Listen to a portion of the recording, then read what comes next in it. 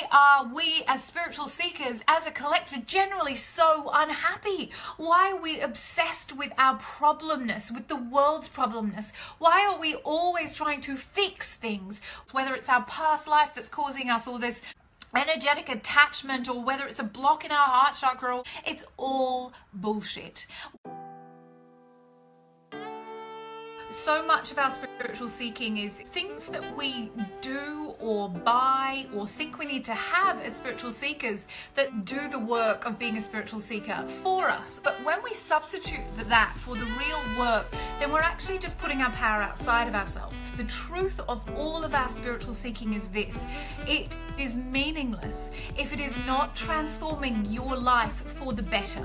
The conspiracy theories and reptilian overlords and these ideas that are part of the spiritual community, none of that matters if the quality of your life and the life of your community, of your tribe, is not improved by your spiritual seeking. Belief is a construct that takes us away from God. So if you're in defense of something, if you're saying this is the way it should be and this is right, and if everybody's not doing what I'm doing, then you are not on the path that I'm on and you are less than I am, then you are so far away from God in that moment. The thing of spiritual seeking is that it is a solitary path. You cannot actually go into the mystic's cave with a gang. You have to go there on your own. You have to be willing to go and meet your soul in the solitude where your soul resides.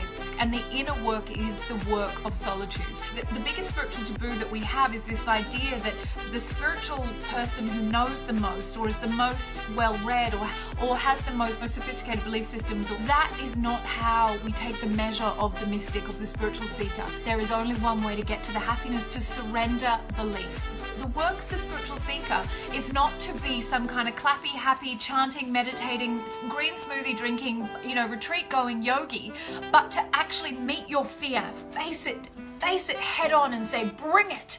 I am ready to be unafraid. I am ready to meet the illusion, because I know my truth is what is in the one mind, and the one mind says all is love. I'm going to stop looking for the reasons why I am not love, and I'm going to start showing up to that truth and accept no compromises. It is my willingness to know that I am unbroken, I am healed. Nothing has occurred to me in the level of the dream, at the level of the illusion, that could reduce my power, my potency, and I must be willing to hold my vision on that goal, on that one single point of focus, is to remember that I am God.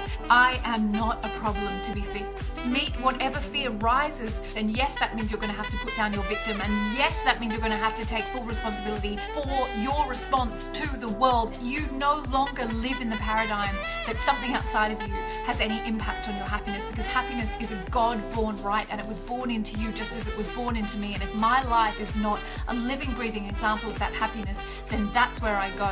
I go meet that fear and I eliminate that fear.